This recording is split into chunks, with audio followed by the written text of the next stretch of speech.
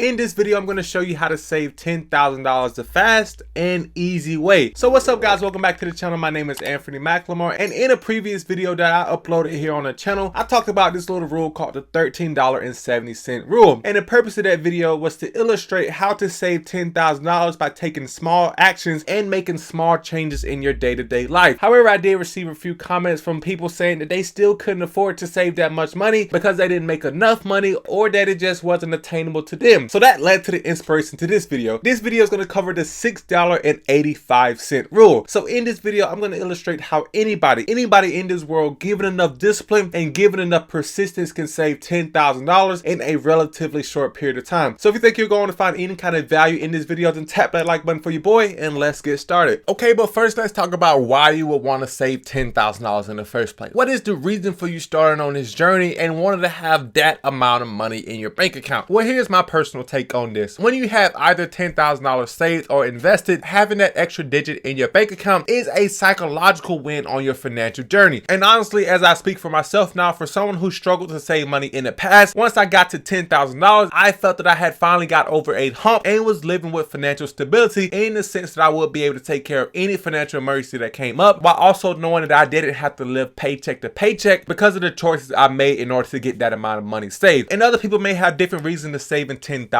It could be that you want to max out a Roth IRA and have a little bit of money left over. It could be that you want to have that money to pay off a debt in a lump sum. Whatever your reason is to save the $10,000, I want you to make sure that it motivates you enough to carry you all the way through this $6.85 rule challenge, or whatever you want to call it, and that once you actually have that amount of money, if you follow the steps in this video, you won't be tempted to spend it on the first thing that catches your eye. But now let's discuss the $6.85 rule. And the rule itself is nothing special, but the purpose of it is to go to show how small changes in your day-to-day life can lead to big results given enough time. So what the $6.85 rule says, that if you can make changes to your consumption behavior, if you can make changes to your spending behavior to save only $6.85 every single day, then you will be able to have $10,000 saved or invested in 4 years. In the previous video that I talked about was the $13.70 rule, where you can do that in a 2-year timeline. But the $6.85 rule is meant for people who have a really tight budget, people who just don't have that much excess in spending. So this rule allows you to make one small change per day to help you get to that $10,000 number. Now later in this video, I'm going to talk about some tactics or some changes that can help accelerate you in that $6.85 rule, or that will simply make this $10,000 goal easier to achieve without having a lifestyle change shock that will discourage you from saving this money. However, before I talk about the secret tactics and methods that you can put in place in order for you to implement this $6.85 rule in your life, what I first want to go over is the need to develop a savings mindset in order for any of this stuff that I'll talk about to even work in the first place. So a savings mindset by definition will be in the direct opposite of a consumption mindset. And most people today have an extreme consumption mindset, meaning that they want to consume or spend as much money as they can physically get their hands on while not paying any attention to or being indifferent to saving in general. And by contrast, a savings mindset will put saving money as a priority and using most of their energy trying to figure out ways they can save more money. And once they do save their allotted amount of money, they will then consume or spend whatever is left over. So a consumption mindset spends money first and a savings mindset saves money first. And you absolutely need to develop a savings mindset to use the $6.85 rule, because if you don't, even if you make it all the way to the end of the 4 years saving $60.85 a day, that $10,000 that you have won't last very long because you'll find something to spend it on very quickly. So find a way to change your way of thinking about money. Find a way that motivates you to keep that money invested or keep that money saved so that all this work that you put in isn't for nothing. But now let's get into those tactics that I talked about earlier on how you can make this $6.85 rule seem a little bit less intimidating than what it initially seems at first glance. So I'm going to go over a few mindsets that you can implement that will help you save $10,000. And the first of those mindsets, or habits as I should have called it, is going to be just living within your means. Now, as a generation and as a country, if you live in the United States, we all seem to be caught up in the idea that we have to live to the absolute top level of our income, meaning that we must spend every dollar that we make, and even in most cases we must spend more than what we make just so we can appear wealthy, just so we can appear that we have more money, for people who aren't giving us a second thought in the first place. So the first habit I need anyone trying to save $10,000 or trying to save 5 figures to develop is going to be living within your means. And I don't mean just living a few dollars below your paycheck. What I mean is that try to live on 80% of your income, 70% of your income, and even 60% of your income if you can afford it, so that you can put as much money as possible towards your financial future. Living within your means sounds easy, but it does does take a little bit of practice and it does take a little bit of budgeting in order to get yourself to that point. But the next way that you can fast track your way to saving that $6.85 a day is to shop around for the best deals. Now, I know that convenience can be king in a lot of cases, and we seem to always spend money on whatever can get to us the fastest or allow us to do the least amount of work. But if we just take an extra second to shop around for the best deals on items we were going to purchase anyway, then we may be able to save ourselves hundreds of dollars on big purchases or even a few cents on those smaller purchases. And when you're only trying to save $6.85 a day, 5 cents here, 10 cents there, 25 cents there can help you get to that daily goal very quickly. I shop around for the best deals when I'm shopping online by using this browser extension called Honey, and what they do is they automatically put in promo codes for whenever you're about to check out and buy a few items. But then the next habit that you can develop that will help you save the $6.85 a day is saying no to the name brands. Now, I'm not necessarily talking about clothes and shoes here, but what I'm talking about here is those little things that don't have to be name brand, because the off-brand quality is just the same as the name brand. So these will be things like groceries, underwear, car washes, a lot of the little things that you can get from a smaller manufacturer or from an off-brand that will be just the same quality as if it was the expensive on-brand type. Now, clothes and shoes are its own animal, and I'm not going to advertise buying off-brand clothes if that's your fashion style. However, if you're trying to save the $10,000, then that will be an area that you can save money on as well. But the next habit that you can develop to get to the $6.85 a day would be to create a budget and then to stick to that budget. Now, for most people, I would say that budgeting is not a fun activity. I would say even for 99% of people who are not like me, because I personally love to look at the numbers and see how well I'm doing financially. But for most people, creating a budget doesn't have to be as intimidating as it sounds, because you can use apps like Mint and Personal Finance that will automatically pull in your finances for you and allow you to see where your money is going every single day. The main purpose of the budget is to not have you sitting at a computer punching in numbers all day. What you budget for is to see exactly how much money you make and exactly how much money you spend and where you're spending that money at. And when you see where you're spending your money at, you will be able to identify where you can cut back the fat and stop spending so much money in unnecessary areas. I can almost guarantee you that if you looked at your spending report, if you looked at where you spend your money at, you will find at least a dozen places where you can save tens, if not hundreds of dollars, which is well above that $6.85 a day goal. And after that, the next way that you can save money and get you closer to this $10,000 would be to start paying off some debts. Now, paying off debts help you in two ways. The first way, obviously, is that you free up some cash by not having to make that monthly debt payment anymore. But the second way it helps you save money is that you no longer owe interest on the debt that you once had. So by paying off debt, you'll be saving yourself that potential interest that you owe to those creditors and keeping all that money for yourself and going towards your $10,000 goal. But then comes the question, after you have your $10,000, after you spent 4 years grinding and saving $6.85 a day, and you have that 5-digit number in your bank account, what do you do then? What is the purpose for that money? Now, earlier in this video, I talked about the motivation that you needed to get this money, but here's my personal opinion, and this is not financial advice of once you actually have your $10,000. And if you watch any videos here on the channel, you know I'm going to say that you need to invest that money. Now, you should take $1,000 of that money and put it in a rainy day fund or an emergency fund and have it set to the side in cash in your savings or checking account just in case you need it for emergencies one day. But after that, with the next $9,000, you should then invest that money almost right away, because once you invest your money, you then start allowing your money to work for you. As your money grows, it will then earn interest, and the interest on top of the money that you already earned will earn interest, and then it's going to be a snowball effect compounding over time. And what I do with my extra money, or what I started doing when I had extra money in the beginning, was I started investing in index funds in the S&P 500. Now, index fund is basically a gift wrap of the overall economy that you can buy in little slices. And historically, the overall economy has grown 7 to 8% a year. So if you had $9,000 invested in an index fund, you can expect an average growth to about 7 to 8%. Although in reality, some years are lower and some years are higher. It just averages out at 8%. But you do want to make a focus on investing, because if you don't, your $10,000 that you have will start to lose value at a rate of about 2% due to inflation, and you don't want inflation eating up at your buying power. But with all that being said, I really hope you enjoyed this video, and I really hope that this video sheds some light on how anyone given enough discipline can save $10,000, whether it be in 1 year, 2 years, 4 years. Given whatever your personal situation is, your journey to financial freedom doesn't have to be stopped simply by how much money you make. So if you found value in this video, then drop a like on the video for your boy. And also, if you want to see more content like this, then hit that subscribe button as well. Also, as a little treat from me to you for watching all the way into the end of this video, if you go down to the description below and sign up to the public app, you will get a free fraction share of a stock just for signing up, and you don't have to deposit anything to claim that free money. However, I hope you did enjoy this video, and I will see you in the next one, guys.